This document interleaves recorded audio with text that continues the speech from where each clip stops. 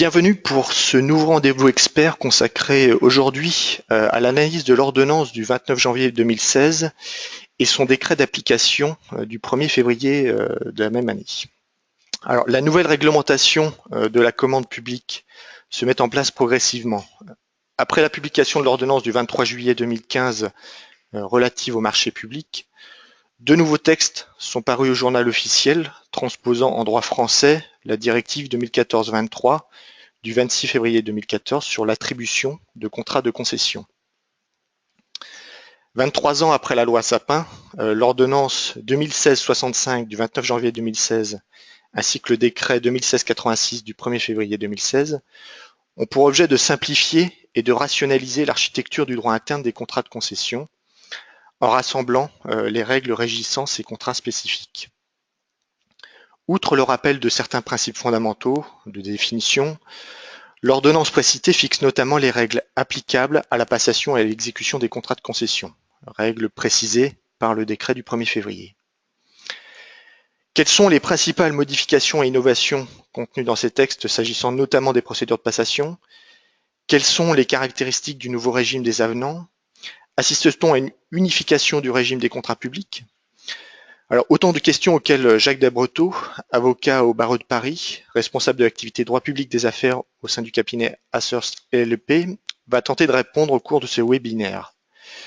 J'en profite pour vous informer qu'un ouvrage rédigé par Maître Dabreteau et commentant les dispositions de ces textes sera publié d'ici la fin de l'année aux éditions du Moniteur dans la collection Code. Alors Maître, avant de vous laisser la parole, je vous rappelle que donc, les participants ont la possibilité de poser par écrit les questions. Il suffit simplement de cliquer sur l'onglet questions. Maître, je vous laisse la parole. Très bien, et merci beaucoup pour cette introduction très claire. Alors sans tarder, effectivement, comme vous le releviez, la longue histoire du droit des contrats publics retiendra que c'est 23 ans jour pour jour après la loi Sapin qu'a été adoptée et publiée l'ordonnance concession qui constitue en quelque sorte son prolongement. Bref rappel, c'est un juste retour de choses puisque les concessions ont historiquement en France précédé les délégations de services publics, mais désormais le terme concession sera utilisé, même si pour les collectivités territoriales la notion de délégation de services publics est préservée et en quelque sorte a interagi sur les nouvelles dispositions applicables principalement à l'exécution, mais aussi un peu à la passation des contrats de concession. Alors, peut-être un bref rappel du cadre juridique antérieur, un cadre juridique qui était limité et disparate en droit de l'Union européenne, puisqu'il n'y avait pas de législation spécifique en matière de concession de services, même s'il y avait une obligation de respecter les règles fondamentales du traité, en particulier le principe de non-discrimination, suite à la jurisprudence Tela Austria de l'année 2000.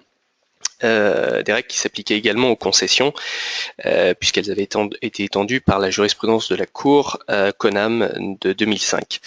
Donc des règles réduites, très limitées pour les concessions de services, encore fallait-il qu'elles présentent un intérêt transfrontalier certain, et un cadre procédural là encore très réduit pour les concessions de travaux publics, prévues essentiellement dans la directive 2004-18 avec un avis d'appel public à la concurrence au-delà du seuil communautaire en matière de travaux seulement, et un délai minimal de réception des candidatures. Un cadre juridique en revanche détaillé et hétérogène en droit interne, avec principalement les règles de la loi Sapin codifiées dans le Code général des collectivités territoriales pour les délégations de services publics des collectivités territoriales, et donc avec des règles de publicité, le principe classique, je dirais, de libre négociation des offres remises et la publication au bulletin officiel des annonces de marché public d'un avis de distribution une fois le délégataire choisi. En revanche, des règles jurisprudentielles assez denses, notamment le fait, par exemple, que les délégations de services publics étaient soumises au respect des principes généraux du droit de la commande publique. Pour les concessions de travaux publics, là en revanche, il y avait des règles particulières fixées par l'ordonnance de 2009 et le décret de 2010, des règles de procédure principalement, des interdictions de soumissionner qu'on va retrouver aujourd'hui dans la nouvelle concession, dans la nouvelle ordonnance et dans le nouveau décret concession. Donc sur cette base en fait d'un cadre variable finalement entre le droit de l'Union européenne et le droit interne, triple objectif de la directive, je passe assez rapidement puisque vous les avez rappelés, harmoniser le cadre juridique applicable dans l'Union européenne, c'est pour que les différents États membres aient des règles, si ce n'est commune, du moins homogène, et réduire l'insécurité juridique tenant au fait que les dispositions n'étaient pas suffisamment claires à ce stade et promouvoir un meilleur accès des entreprises européennes aux concessions. Donc l'enjeu de l'ordonnance, et vous l'avez dit, c'est de transposer d'une part, puisque c'est l'obligation principale, les règles de la directive sur l'attribution de contrats de concession, et par ailleurs unifier le régime juridique des concessions avec une subtilité en droit interne qui vient du cadre juridique détaillé dont on disposait, c'est de préserver les acquis, non pas de la loi Sapin, puisque la loi Sapin est désormais abrogée, mais les acquis des délégations de services publics au sens large, avec en particulier les règles du Code général des collectivités territoriales, telles qu'issues bien sûr de la loi Sapin. La date butoir fixée par la directive, je le rappelle pour information, 18 avril 2016 pour l'adoption des mesures de transposition par les États membres. À noter sur ce point que les règles existantes pour les concessions de travaux publics figurant dans la directive 2004-18 sont aujourd'hui, sont abrogées avec effet au 18 avril 2016. D'où l'importance d'avoir des textes en vigueur avant cette date. Les principaux textes ont été publiés, l'ordonnance du 29 janvier, le décret du 1er février. La conséquence, c'est l'abrogation des textes applicables aux délégations de services publics. Cela est peut-être un peu trop large. En fait, ce sont la loi Sapin qui est abrogée, en tout cas pour les dispositions applicables en matière de délégation de services publics, et les décrets ad hoc qui avaient été adoptés, en particulier en matière de candidature, le décret de 1993 et le décret de 1997. En revanche, pour les collectivités territoriales, les règles sont modifiées, refondues, mais demeurent applicables telles que modifiées. On attend un certain nombre de textes de publications qui vont permettre de préciser les contours de l'ordonnance et du décret. En particulier, la liste des travaux qui vont entrer dans le champ d'application de l'ordonnance, puisque l'ordonnance, à l'article 6.1, renvoie à un décret, à ceci près que la liste ne devrait pas s'écarter de l'annexe 1 de la directive, à laquelle renvoie l'article 5.7 de cette même directive qui fixe l'exécution de travaux. Autre élément, on attend également la liste des services sociaux et autres services spécifiques. C'était d'ailleurs une question qui avait été posée préalablement à ce séminaire, qui sont visés à l'article 10.2c du décret. Mais là encore, ce devrait être la reprise en fait de l'annexe 4 de la directive, à laquelle renvoie l'article 19 de cette même directive. Donc en clair, de quoi parle-t-on? On parle par exemple de services de restauration, de services éducatifs, de services sociaux. En clair, pour vous donner un exemple très concret, tout ce qui concerne la restauration scolaire ou municipale devrait a priori figurer dans cette liste. Enfin, on attend deux arrêtés, les arrêtés qui fixent le modèle d'avis de concession pour les concessions, je dirais proprement internes, donc relatives en fait, se relevant de la procédure simplifiée, article 14 du décret, et également l'arrêté du ministre qui va fixer les fonctionnalités et exigences minimales s'imposant au profil d'acheteur, visé par l'article 5 du décret. L'avancement de l'exercice de transposition, aujourd'hui, je dirais que l'entrée en vigueur de l'ordonnance et du décret sont fixées au 1er avril, ça c'est le principe. Quels sont les contrats qui vont être concernés? Les contrats, tout simplement, pour lesquels une consultation est engagée ou un avis de concession est envoyé à la publication à compter du 1er avril 2016. C'est-à-dire qu'en fait, les procédures en cours, je dirais aujourd'hui, ne se verront pas appliquer les nouvelles règles, en tout cas pour ce qui concerne la passation. En revanche, on a une rétroactivité, et ce sont principalement en matière de règles d'exécution, rétroactivité une double nature, rétroactivité des dispositions qui sont relatives aux avenants, puisque les nouvelles règles gouvernant la modification des contrats de concession sont applicables aux concessions en cours, aux contrats qui sont en cours et devraient être qualifiés de concession au sens de l'ordonnance. Et par ailleurs, on a une entrée en vigueur anticipée des règles qui concernent l'indemnisation du concessionnaire en cas de fin anticipée du contrat décidé par le juge sur recours de tiers, avec une entrée en vigueur qui est déjà intervenue pour l'article 56.1 de l'ordonnance, qui concerne les modalités de calcul de l'indemnisation au cas d'annulation, résiliation, résolution du contrat par le juge, et une entrée en vigueur avec un peu un point d'interrogation sur la divisibilité de la clause indemnitaire. D'accord, je crois comprendre qu'il y a un léger souci technique concernant la diffusion du PowerPoint en ligne. On est en train de faire le nécessaire pour régler la difficulté. Oui. Et donc en fait, donc quelques petites ambiguïtés sur la rétroactivité des nouvelles dispositions qui concernent essentiellement en fait les mesures d'exécution des concessions. Pour faire peut-être une vue d'ensemble du nouveau droit des concessions, quelles sont les principales caractéristiques? Je dirais que on a d'abord, si on prend une vue d'ensemble, une vue un peu en hauteur, une consécration textuelle des grands principes du droit des concessions. Et on a finalement une reconnaissance textuelle des principes généraux du droit de la commande publique, que sans doute vous connaissez bien, la liberté d'accès à la commande publique, l'égalité de traitement des candidats et la transparence des procédures, principes qui nous viennent initialement du Code des marchés publics de 2001. Donc des principes assez anciens qui en fait avaient été étendus par la jurisprudence, en particulier Conseil d'État 23 décembre 2009, établissement public du musée et du domaine de Versailles, qui avaient été étendus aux concessions. Mais là on a une reconnaissance textuelle pour l'ensemble des concessions. Reconnaissance textuelle qui existait toutefois pour les seules concessions de travaux publics dans l'ordonnance de 2009. Petite réflexion sur ce sujet des principes généraux du droit de la commande publique, on pourrait avoir un nouveau principe qui apparaît, qui est le principe d'impartialité, suite à des jurisprudences récentes du Conseil d'État, en particulier, voire Région Nord-Pas-de-Calais, 14 octobre 2005, dans lequel le Conseil d'État range le principe d'impartialité au rang des principes généraux du droit qui s'imposent au pouvoir adjudicateur et qui donc, en cas de méconnaissance, peut constituer un manquement aux obligations de publicité et de mise en concurrence. Autre principe consacré, la liberté du choix de mode de gestion reconnue aux autorités concédantes, ce qui fait que par rapport au projet d'ordonnance et de décret a été supprimée l'évaluation qui était prévue des modes de réalisation des concessions les plus importantes. En termes, au-delà des principes, ce qu'on peut relever, si on vient plus dans le détail, c'est que la définition de concession est précisée, elle est finalement calquée sur celle de la directive, qui est elle-même issue de la jurisprudence.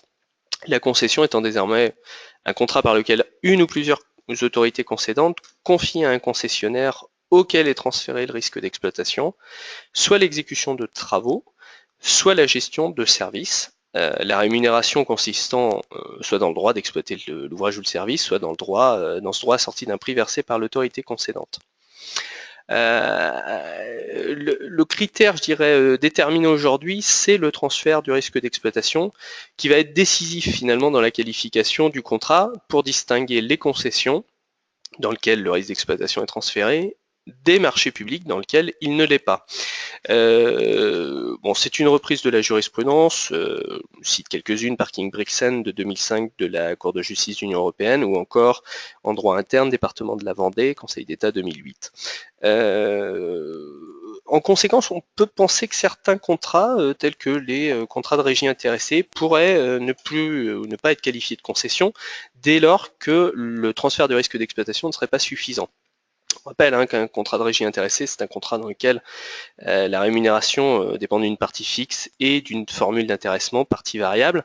Et en fonction de la façon dont va être calibrée cette partie variable et du risque d'exploitation ou non supporté par le concessionnaire, le contrat sera rangé, selon le cas, dans la catégorie des marchés publics ou dans la catégorie des délégations de services publics.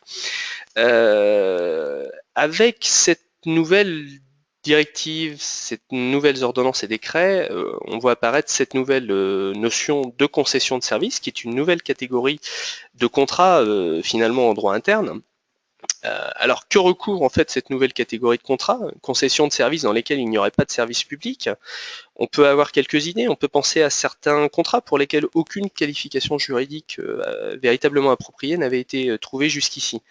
Notamment les contrats par exemple qui portent sur la gestion de services de communication à disposition des patients en milieu hospitalier, qui ont été classés tour à tour en délégation de service public et en marché public, avec un arrêt du tribunal des conflits du 7 avril 2014 sur le sujet, société SEVP contre Office du tourisme de Rambouillet, société Action Graphique.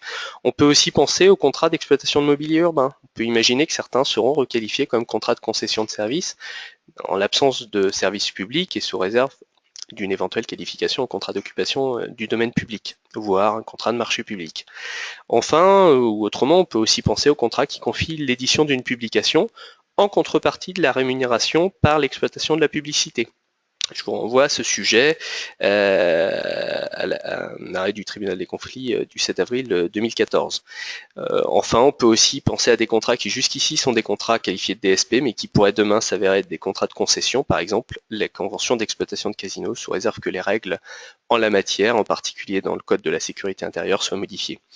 Sont exclus enfin de la définition des concessions tout ce qui concerne les subventions, les contrats de subventionnement et les délégations au transfert de compétences et responsabilités. En termes de champ d'application, je dirais qu'il y a une forte identité entre le champ d'application avec le champ d'application organique de la directive, une définition large des autorités concédantes qui recouvre à la fois les pouvoirs adjudicateurs et les entités adjudicatrices. La nouveauté peut-être, c'est que jusqu'ici, les délégations de services publics ne pouvaient être lancées que par des personnes publiques, alors qu'aujourd'hui, elles pourront l'être par des autorités concédantes, personnes privées. On pense aux sociétés d'économie mixte, à certaines grandes entreprises publiques, telles qu'ADP, EDF, ERDF, GRDF par exemple, avec pour autant peut-être une limite pour ces dernières, c'est que jusqu'ici elles pouvaient faire des concessions sans être soumises aux règles, je dirais, de la loi Sapin, alors que désormais elles vont rentrer dans un cadre juridique plus contraignant, tant en termes de passation que d'exécution.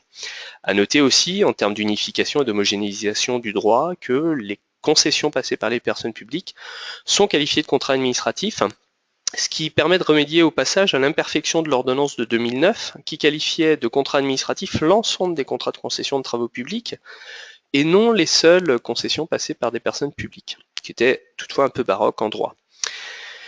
Il y a, au-delà du champ d'application organique qui est assez proche, un champ d'application matériel qui est sensiblement plus large dans le domaine de la directive, puisque sont intégrés en droit interne dans la directive concession l'eau et l'assainissement, alors qu'ils sont exclus de la directive concession, au moins à ce stade, et le transport et les transports publics, les concessions de transport public de voyageurs. En outre, et là aussi pour faire une différence avec, pour bien montrer la différence avec l'ordonnance avec la directive concession, on voit bien la reprise et l'héritage de la loi Sapin dans l'ordonnance et dans le décret, avec une reconnaissance de la spécificité de ces concessions qui délèguent la gestion d'un service public. Je vous renvoie par exemple aux articles 45.1 et 52 de l'ordonnance, qui maintiennent des dispositions spécifiques dans le Code général des collectivités territoriales, ou encore l'article 27.1 du décret s'agissant de l'attribution du contrat, ou l'article 33.2 qui concerne le rapport annuel, toute disposition héritée du droit des délégations de services publics. Enfin, sont exclus du champ d'application, je dirais les exclusions, on retrouve des exclusions classiques issues du droit des marchés publics, par exemple les concessions qui sont conclues avec une entité titulaire d'un droit exclusif sur le fondement d'une disposition légalement prise. On pense par exemple au domaine de la distribution de l'énergie ou encore au transport public de voyageurs par voie ferroviaire hors transport international. Et puis toute une série de reprises en fait d'exclusions qu'on connaît classiquement en droit des marchés publics. On retrouve également des exclusions nouvelles qui sont là aussi retrouvées dans l'ordonnance marché mais propres aux relations internes au secteur public, notamment toutes les exclusions générales à l'ensemble des autorités concédantes, en particulier la quasi-régie, c'est-à-dire ce qu'on appelait anciennement la théorie des relations in-house, qui a été assez sensiblement étendue à la fois par l'ordonnance mais qui reprend les dispositions de la directive sur ce sujet, et ce qu'on appelle la coopération entre pouvoirs adjudicateurs. Alors ce qui était dénommé comme coopération public-public jusqu'à aujourd'hui, je vous renvoie notamment à l'arrêt du Conseil d'État du 3 février 2012, commune de Verrier-du-Lac, mais qui aujourd'hui est plus largement étendu à une coopération entre pouvoirs adjudicateurs. Les pouvoirs adjudicateurs n'étant pas nécessairement des personnes publiques, mais pouvant recouvrer des organismes de droit privé. Enfin, des exclusions spécifiques, cette fois-ci applicables aux seules entités adjudicatrices.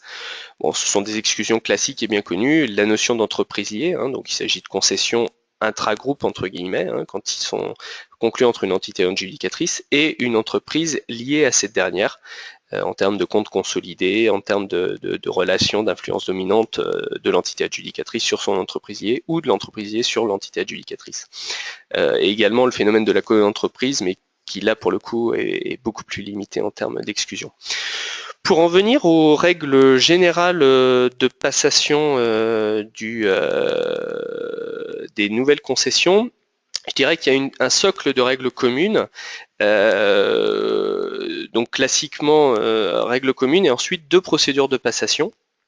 Le socle de règles communes repose sur la définition préalable des besoins par les autorités concédantes et par la définition de spécifications techniques et fonctionnelles qui vont former l'objet de la concession, donc qui sont une reprise en fait, héritée du droit des marchés publics. Cela peut aussi faire penser à l'idée que la concession doit comporter une forme d'intérêt économique direct pour l'autorité concédante, même si cette notion, qui nous vient de la Cour de justice de l'Union européenne, arrêt Helmut-Müller du 25 mars 2010, est en principe utilisée pour définir plus les marchés publics que les concessions. Une possibilité aussi dans les règles communes de réserver les concessions à certains opérateurs économiques spécifiques, en clair ceux qui emploient des travailleurs handicapés ou défavorisés et dans les conditions prévues par décret. Des questions de seuil essentiellement. Enfin, ou encore, nous avons en termes de règles communes des principes qui sont applicables aux candidatures et à l'attribution du contrat. Par exemple, les interdictions de soumissionner sont les mêmes pour les 2 types de procédures de passation. Certaines sont obligatoires, d'autres sont facultatives. De même, l'accès dématérialisé aux documents de la consultation s'impose, je dirais, dans les différentes procédures. Enfin, on retrouve la possibilité dans chacune de limiter le nombre de candidats à présenter une offre, ou encore de la possibilité de limiter le nombre de personnes, de soumissionnaires invités à la négociation. Enfin, en termes d'attribution du contrat, on retrouve des principes assez proches d'une procédure à l'autre. Et dernier élément du socle des règles communes, c'est la liberté, quelle que soit la procédure de passation, d'organiser une négociation, héritage direct de la loi Sapin et conformité à la directive sur ce sujet. Ce qui veut dire en sens inverse qu'il n'y a pas d'obligation à organiser une négociation, elle demeurera libre. 2 procédures de passation, l'une dite formalisée, le terme est partiellement exact, c'est-à-dire que c'est le terme qui était utilisé dans les projets d'ordonnance et de décret, mais finalement il se conçoit assez bien puisqu'il permet de reprendre précisément les principes et non pas la procédure prévue par la directive pour les concessions dont le montant excède le seuil communautaire de 5 225 000 €. Et une procédure dite simplifiée, donc là en revanche le terme simplifié figure dans le rapport au président de la République sur l'ordonnance pour les concessions inférieures à ce montant. Procédure simplifiée qui s'applique au-delà de ce critère du seuil financier à certaines concessions qui, indépendamment de leur montant, relèvent de la procédure simplifiée.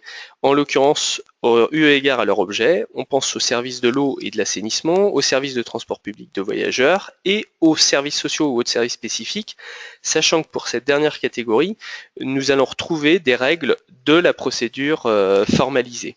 Règles de la procédure formalisée qui sont de plusieurs ordres, qui sont notamment le fait qu'il y a une règle d'information pour les services, règles d'information pour les candidats et soumissionnaires non retenus, délai de standstill également applicable pour ce type de service, pour les concessions concernant ce type de service, et enfin avis d'attribution qui est obligatoire là encore pour les services sociaux et services spécifiques.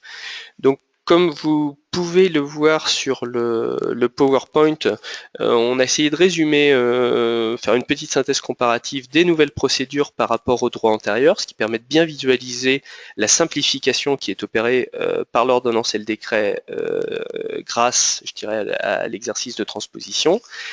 Et ensuite, une sorte de calendrier des différentes modalités de passation des concessions selon qu'elles relèvent de la procédure formalisée ou de la procédure simplifiée. Alors je vous donne un exemple. On voit bien qu'en termes de publication, alors qu'elle est plus lourde en matière de procédure formalisée ou plus contraignante, puisqu'il y a un double avis qui est prévu, voire même un triple avis plutôt, un avis JOUE, un avis BOAMP, un avis publication spécialisée, alors que pour la procédure simplifiée, le BOAMP est suffisant, sauf là encore pour les services sociaux. Voilà. Alors, au-delà de la passation, le contenu des contrats de concession lui-même est revu, modifié, je dirais précisé à la lumière de l'exercice de transposition. Quelles sont les principales caractéristiques? Là encore, on peut reprendre ce qui concerne notamment la durée des concessions. Le principe reste, et il existait déjà, celui d'une durée limitée, mais qui dépend de la nature et du montant des prestations ou des investissements réalisés. Là encore, c'est assez cohérent à la fois avec la directive, mais aussi avec le droit antérieur applicable au DSP, puisque la loi Sapin fixait un principe de limitation de la durée des concessions. La nouveauté vient sans doute du fait que les concessions ont en principe, je dis bien en principe, une durée limitée à 5 ans. On peut penser par exemple à des concessions de type ce qu'on appellerait aujourd'hui un affermage pur, c'est-à-dire sans véritablement travaux ou investissements à réaliser par le concessionnaire. Mais au-delà de la durée de 5 ans, il faut justifier d'une durée qui soit fonction de l'amortissement des investissements, qui eux-mêmes incluent un retour sur les capitaux investis. Alors la souplesse qui a été offerte en droit interne, c'est que la notion d'investissement, elle recouvre une conception très large, c'est-à-dire que c'est à la fois les investissements initiaux, donc par exemple la construction d'un ouvrage, mais ce sont aussi les investissements complémentaires, donc tout ce qui est travaux de renouvellement, de dépenses liées aux infrastructures, aux équipements, vont être pris en compte pour la détermination de la durée de la concession, ce qui va permettre d'étendre en fait la durée de 5 ans qui est prévue pour l'instant. Alors une durée quand même maximale de 20 ans demeure pour certains services publics, donc le domaine de l'eau potable, de l'assainissement, des ordures ménagères et autres déchets, sauf justificatif apporté au directeur départemental des finances publiques. À noter que cette durée donc pourrait pouvoir être prolongée par avenant, puisque l'article 7 du décret dispose que la valeur estimée de la concession doit prendre en compte la valeur de toute forme d'option et les éventuelles prolongations de la durée du contrat de concession, ce qui laisse entendre que les avenants pourraient être désormais portés sur la durée, sous réserve de respecter les règles propres aux avenants qu'on évoquera plus largement tout à l'heure. Parmi, au titre des autres caractéristiques, clauses importantes du contrat de concession, on voit bien, au-delà de l'exercice de transposition, une tentative d'unification avec le droit existant, puisque un certain nombre de stipulations des contrats de concession sont issues du droit applicable aux délégations de services publics. En particulier, l'interdiction de la prise en charge par le concessionnaire de travaux, services ou paiements étrangers à l'objet de la concession, qui là résulte directement de la loi Sapin. De même, de la justification des montants et modes de calcul des droits d'entrée et des redevances qui vont être versés par le concessionnaire, avec le rappel de l'interdiction de droit d'entrée dans le domaine de l'eau potable, de l'assainissement, des ordures ménagères et autres déchets. Là encore, c'est une reprise des dispositions qui étaient jusqu'ici applicables aux délégations de services publics. Enfin, la détermination des tarifs versés par les usagers et leurs modalités d'indexation et d'évolution, là encore, sont issus du droit des délégations de services publics et interagissent finalement sur les contrats de concession. Parmi les autres règles qui gouvernent l'exécution des contrats, on voit apparaître alors à la fois des mesures qui relèvent de la transposition de la directive et d'autres qui viennent du droit des délégations de service public. Le rapport annuel du concessionnaire est très largement issu du rapport qu'on appelait le rapport du délégataire, le rapport annuel du délégataire. On a un tronc commun en fait de données qui concernent les seules concessions et un tronc supplémentaire spécifique et plus détaillé qui est propre au DSP, mais qui là encore est le cadre qui existait jusqu'ici pour les seuls DSP. Exercice de transposition, on retrouve la mise à disposition des données essentielles du contrat de concession sous format dit Open Data. Donc qu'est-ce que c'est l'Open Data? C'est un format accessible, ouvert et librement réutilisable qui va permettre de divulguer un certain nombre de données relatives au contrat de concession dans la limite quand même des informations dont la divulgation serait contraire à l'ordre public. En termes d'autres mesures d'exécution, je passerai un peu plus vite. On a des règles qui gouvernent l'exécution du contrat par des tiers. Alors ne pas parler de sous-traitance puisqu'on n'est pas dans une relation de sous-traitance en la matière, mais on a quand même cette idée que la personne publique peut imposer, par exemple à un concessionnaire, de confier une certaine partie des travaux ou services qui représentent par exemple à minima 10% de la valeur globale estimée du contrat de concession à des tiers et en particulier à des PME. Clarification également par l'ordonnance et le décret des règles applicables à l'occupation du domaine public par le concessionnaire, puisque là il y avait quelques incertitudes sur la nature des droits dont bénéficiaient les concessionnaires sur les biens objets de la concession. Là, dans l'ordonnance que le décret précise que le contrat vaut autorisation d'occupation du domaine et s'il le prévoit, des droits réels du concessionnaire sur les biens et ouvrages réalisés. Enfin, on voit apparaître des nouveaux cas de résiliation du contrat qui résultent là purement et simplement de l'exercice de transposition. Typiquement, lorsque le concessionnaire fait l'objet d'une interdiction de soumissionner en cours d'exécution du contrat, hors le cas du redressement judiciaire, le contrat peut être résilié. Alors, s'agit-il d'une résiliation pour faute ou pour motif d'intérêt général? Il est somme toute assez difficile de voir une faute dès lors que c'est le concessionnaire lui-même qui va aller dire à la personne publique qu'il a fait l'objet d'une interdiction de soumissionner et qu'en l'occurrence, cette interdiction de soumissionner n'est en principe pas liée à l'exécution du contrat en cours. Donc on a du mal à voir une faute.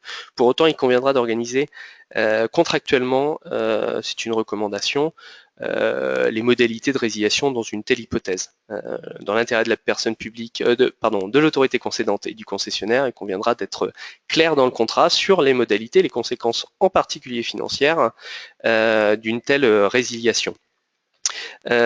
Autre élément, la concession peut être résiliée si elle a été attribuée suite à un manquement grave aux obligations prévues par le droit de l'Union européenne et reconnue par la CJUE. C'est le cas où la Commission suspecte un manquement aux obligations de publicité et de mise en concurrence, donc un manquement aux règles de la directive concession, et en saisit la Cour de justice.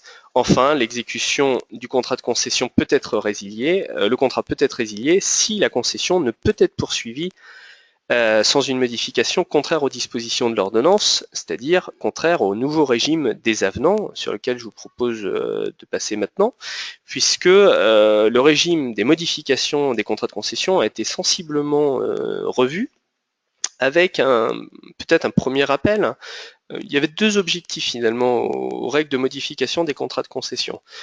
D'une part, peut-être deux objectifs qui peuvent entrer en contradiction. D'une part, réduire l'insécurité juridique qui entoure l'exécution de contrats de concession en clarifiant les conditions de modification et en étendant les cas d'ouverture. On sait en effet que la Cour de justice est intervenue à plusieurs reprises pour préciser ce qu'il fallait entendre par modification de contrat de concession non soumis à une nouvelle procédure de publicité de mise en concurrence, mais les règles nécessitaient les règles fixées par la jurisprudence justifiaient une clarification au plan textuel. D'autre part, autre objectif, il s'agit de s'assurer que les modifications intervenant en cours d'exécution ne remettent pas en cause les conditions fixées lors de l'attribution du contrat, puisque dans ce cas-là, une nouvelle procédure de publicité de mise en concurrence apparaît justifiée. Alors, quelles sont les nouvelles règles posées? Il y a des règles générales posées par l'ordonnance et des règles particulières fixées par décret. Au titre des règles générales posées par l'ordonnance, On voit la consécration d'un principe classique, hein, qui est l'absence de changement de la nature globale du contrat, c'est-à-dire qu'une modification ne peut pas modifier la nature globale du contrat. En clair, fait passer une concession à un marché public, par exemple, en supprimant le risque d'exploitation, ou transformer une concession de travaux en pure concession de services. Là, dans de telles hypothèses, il y aurait vraisemblablement un risque de remise en cause de l'objet du contrat et donc de changement de sa nature globale qui justifie une nouvelle procédure de passation. Autre règle générale, la création ex nihilo, et on en a parlé d'une hypothèse de résiliation, c'est-à-dire que si le contrat entraîne un changement, si la modification entraîne un changement de nature globale, il faut passer un nouveau contrat de concession et donc une nouvelle procédure de passation.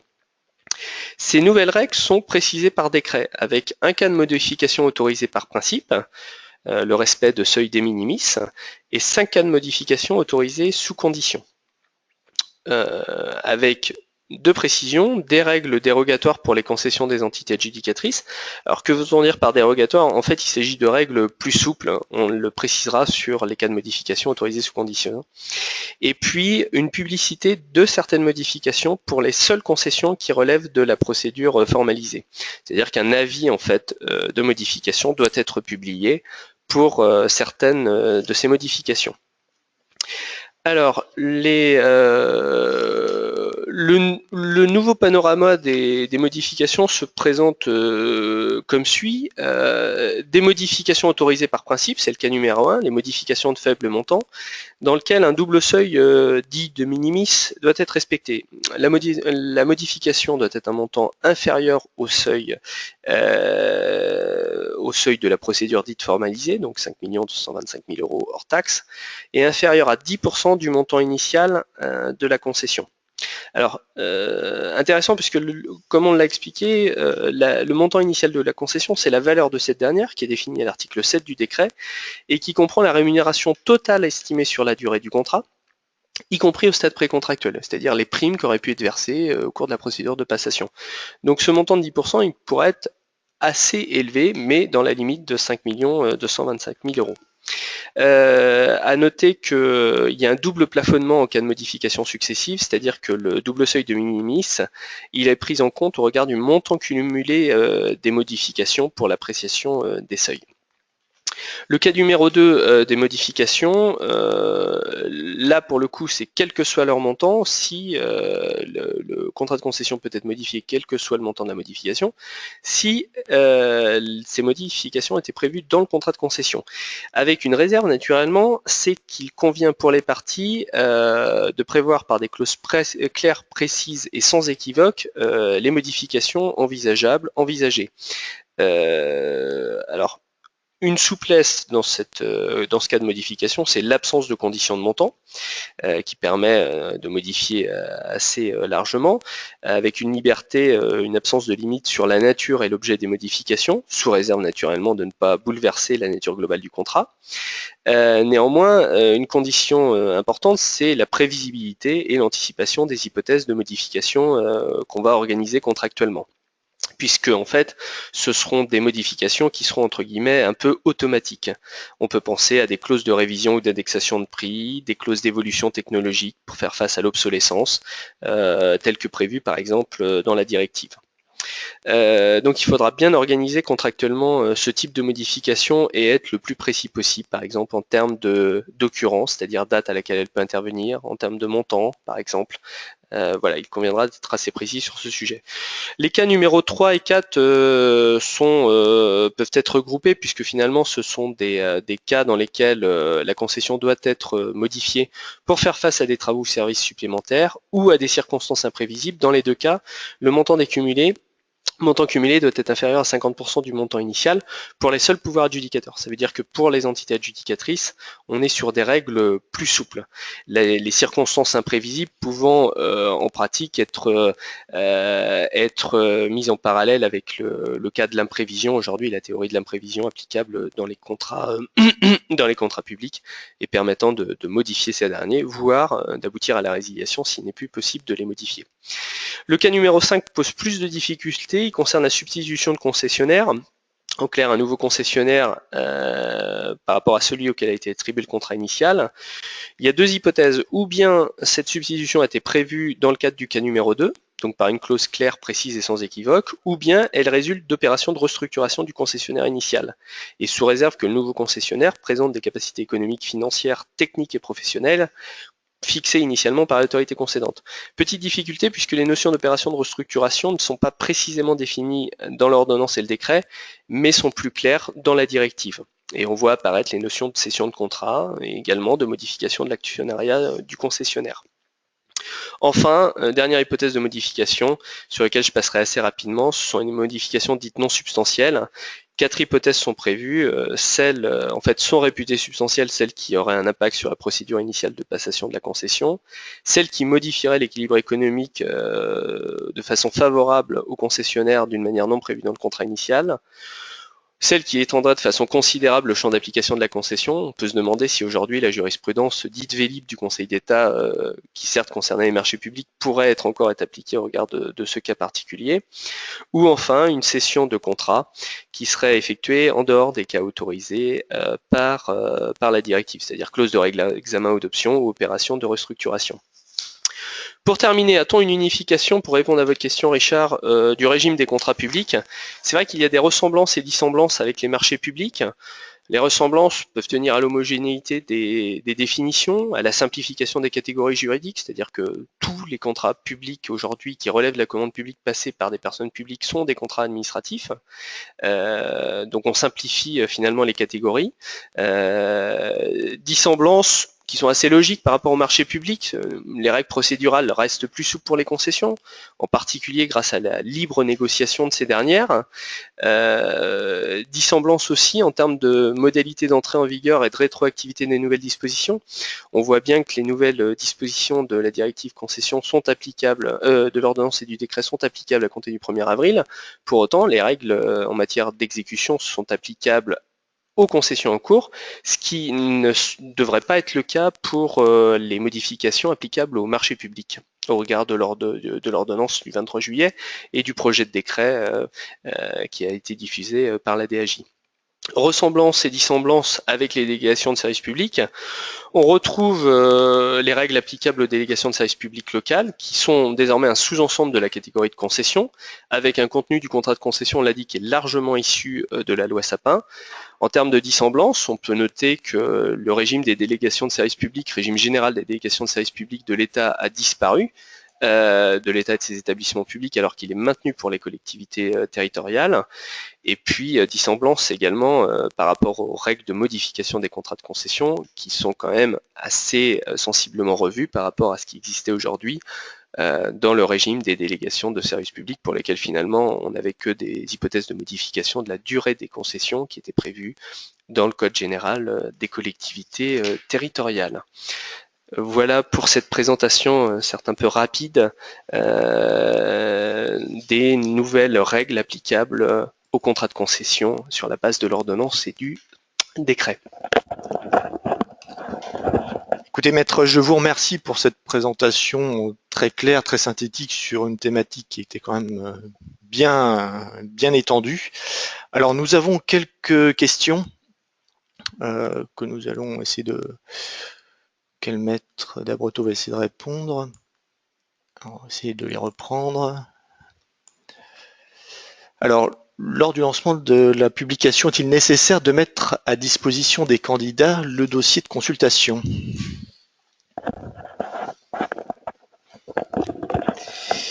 Alors, le dossier de consultation doit être mis à disposition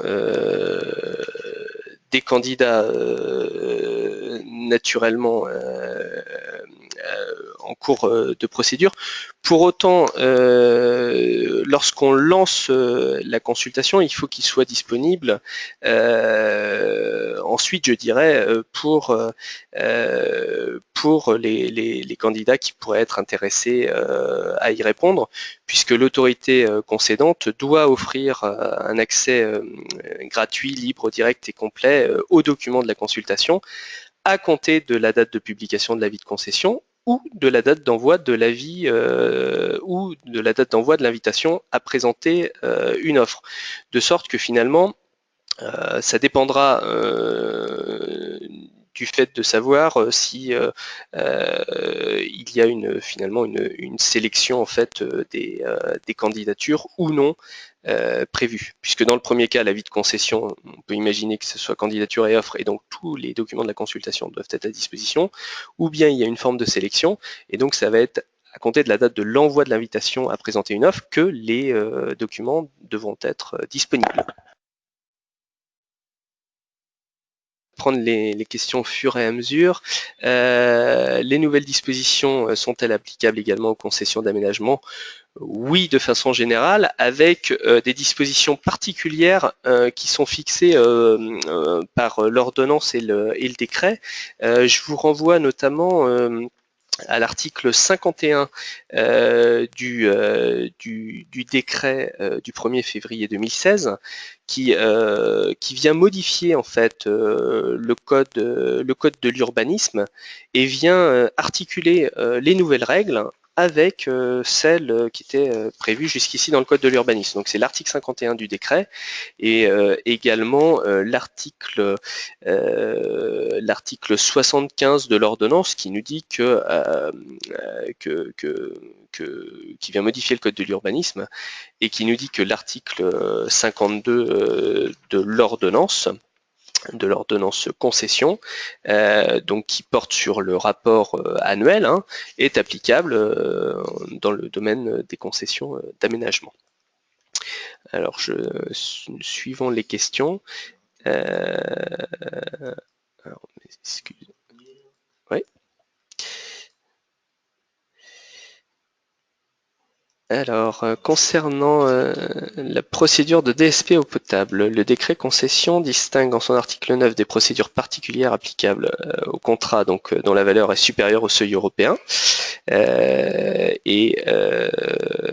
L'article 10 comprend les contrats dont la valeur estimée est en dessous du seuil européen, les contrats portant sur l'eau potable quelle que soit leur valeur estimée.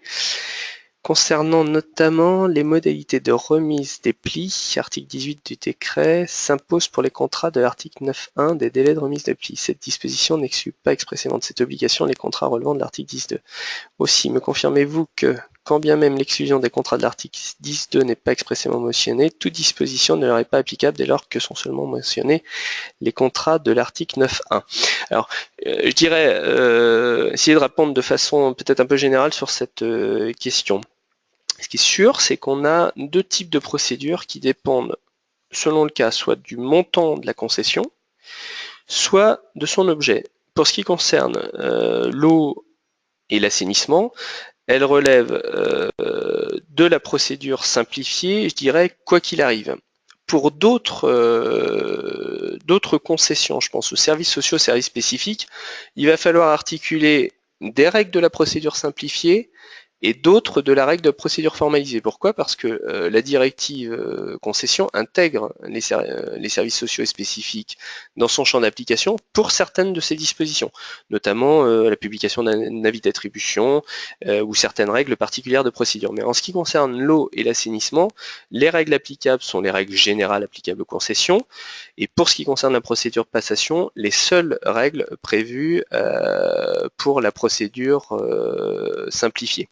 Et je ne crois pas me souvenir qu'il y ait de dispositions dérogatoires dans l'ordonnance ni dans le décret sur ce sujet. À noter, au-delà du service public de l'eau et de l'assainissement, qu'il en va de même pour les transports publics de voyageurs. Donc règles soumises, règles de la procédure simplifiée.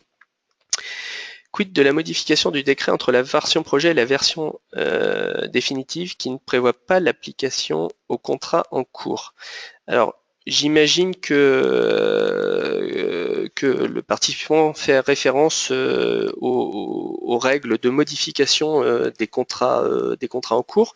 Alors, pas tout à fait la même analyse parce que l'ordonnance précise bien qu'elle entre en vigueur à une certaine date, au 1er avril 2016, mais pour autant, les règles qui concernent les modifications, donc l'article 55, s'appliquent à la modification des contrats qui sont des contrats de concession au sens de la présente ordonnance et qui ont été conclus et qui ont été conclues avant la date d'entrée en vigueur de la présente ordonnance, de sorte que ces règles s'appliquent aux contrats de concession en cours, avec peut-être une petite incertitude, si on veut rentrer dans le détail, c'est de se demander, dès lors que le décret lui-même ne rentre en vigueur qu'au 1er avril 2016, que le détail des cas de modification n'est fixé que dans le décret et non pas dans l'ordonnance, est-ce que ça permettrait de remettre en cause finalement le principe selon lequel les règles applicables aux modifications ne sont pas applicables au contrat de concession en cours.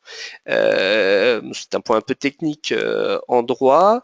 La jurisprudence sera certainement amenée à se prononcer sur ce sujet. On peut quand même penser que le principe n'aurait aucune utilité dans l'ordonnance si, enfin le principe, le fait de prévoir que ça s'applique au contrat en cours ne serait d'aucune utilité si c'est ensuite pour dire que les cas de modification prévus par le décret ne peuvent pas s'appliquer puisque le décret lui-même n'entre en vigueur qu'à compter du 1er avril 2016. Donc l'interprétation logique serait de considérer que l'ensemble des cas de modification sont applicables au contrat en cours, ce qui pose là un certain nombre de questions, puisque on vient finalement créer une règle rétroactive sur des situations contractuelles acquises, et donc on pourrait se demander dans quelle mesure cela est justifié. En particulier, on regarde la jurisprudence du Conseil constitutionnel et du Conseil d'État sur les motifs d'ordre public, motifs d'intérêt général, justifiant qu'ils soient portés atteinte au contrat en cours. Sur la procédure simplifiée, je prends une autre question. Le décret ne cite que l'eau et pas l'assainissement. Est-ce certain que l'assainissement bénéficie également de la dérogation? Alors, je me permets de reprendre l'ordonnance et le décret sur ce sujet, enfin en particulier le décret pour reprendre exactement les termes. Les activités relevant du 3 du 1 de l'article 11 de l'ordonnance, il me semble que l'article 3 du 1 du 11 vise la mise à disposition, l'exploitation et l'alimentation de réseaux fixes destinés à fournir un service au public dans le domaine de la production, du transport ou de la distribution d'eau potable, mais sont également soumis aux dispositions applicables aux entités adjudicatrices les contrats de concession passés par les entités adjudicatrices exerçant une des activités précédentes qui sont liées, et on retrouve l'évacuation et le traitement des eaux usées. Je pense que par assainissement, c'est ce qu'il faut comprendre. Donc dans ce cas, il me semble que il va falloir prendre également en compte l'assainissement. S'agissant de la valeur, je prends une autre question, s'agissant de la valeur estimée, faut-il prendre en compte les recettes annexes, c'est-à-dire non liées au service, objet principal de la concession? Compte tenu de la définition extrêmement large qui est retenue par l'ordonnance et surtout par le décret sur la valeur estimée de la concession, je pense qu'il faut avoir une conception effectivement très large, puisque on nous dit que on a toute une série d'items qui sont pris en compte pour le calcul de la valeur estimée du contrat de concession, notamment toute forme d'option, toute forme de prolongation, toute forme de recette, et on nous dit que cette liste n'est qu'indicative. Donc a priori, il faudrait prendre en compte également les autres recettes qui pourraient être tirées des services extérieurs, entre guillemets, à l'objet de la concession. Autre question, pourquoi l'article 37 du décret est-il limité au seul pouvoir adjudicateur? Alors, je vais me permettre de reprendre l'article 37 du décret, parce que bien que maîtrisant le décret, je ne connais pas forcément... Alors, oui, pardon, oui, en fait, l'article 37 du décret vise les cas dans lesquels le contrat est modifié. Et en fait, ce sont les deux cas qu'on a vus précédemment, lorsque la modification ne doit pas être supérieure à 50% du montant du contrat de concession initial. En fait, pourquoi on a cette distinction entre pouvoir adjudicateur ou entité adjudicatrice?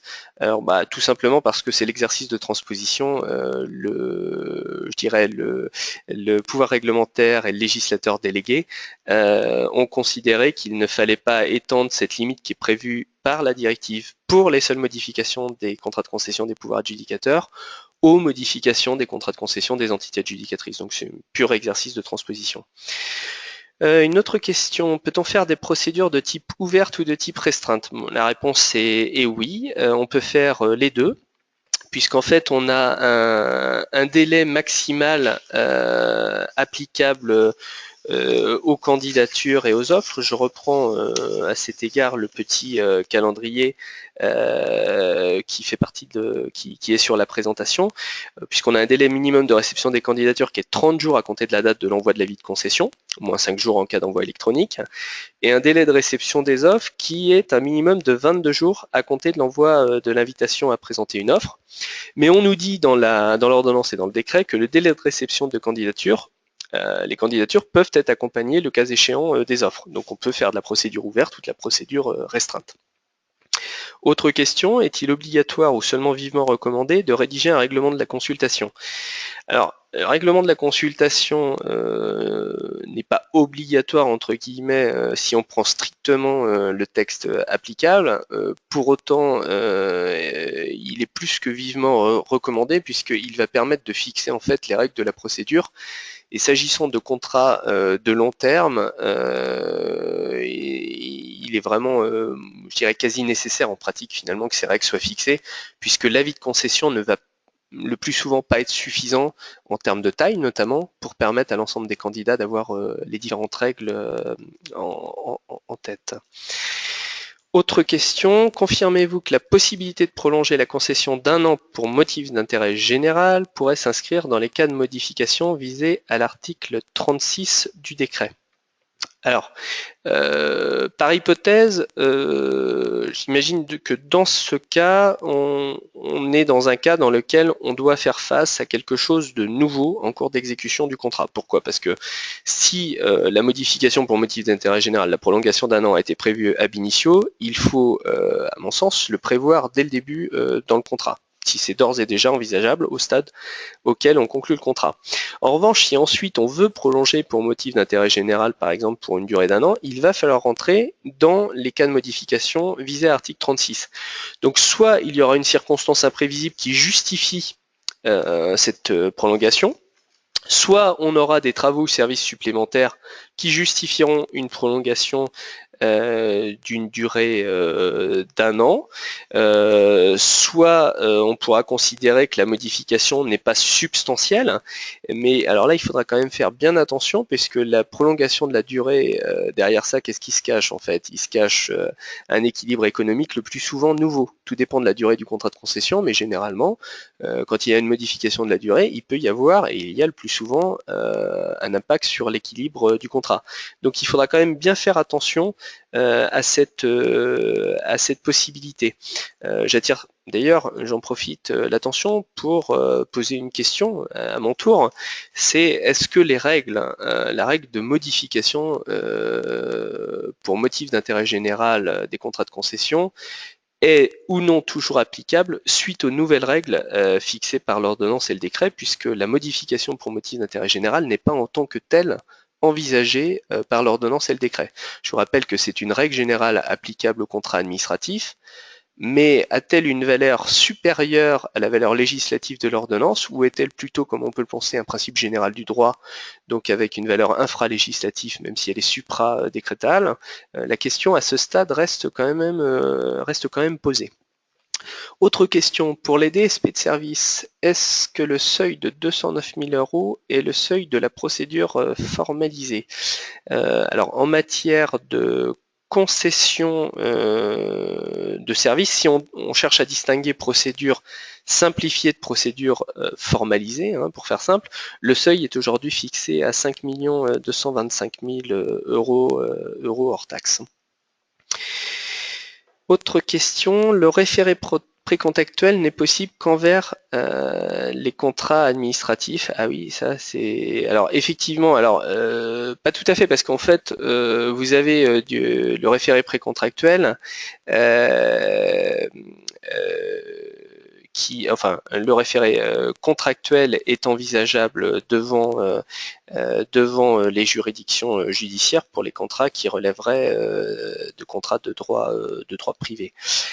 Donc quel type de recours existe pour les concessions passées par une autorité concédante de personnes de droit privé? Bon, je viens d'y répondre. En fait, on peut notamment penser au référé contractuel si les publicités n'étaient pas réalisées.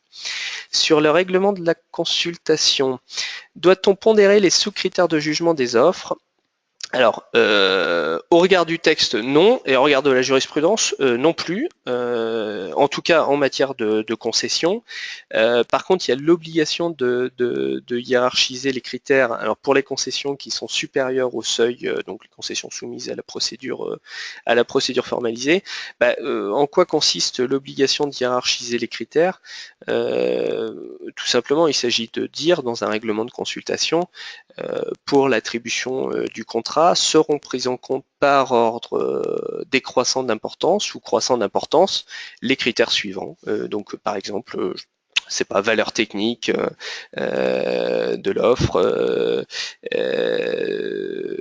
performance proposée par le candidat, délai de réalisation de l'ouvrage objet du contrat, etc. Voilà, et donc de les hiérarchiser, c'est-à-dire de les mettre dans un ordre croissant ou décroissant d'importance. À noter que ça permet d'offrir une meilleure souplesse, au moins encore à ce stade, dans le domaine, dans l'attribution des contrats de concession.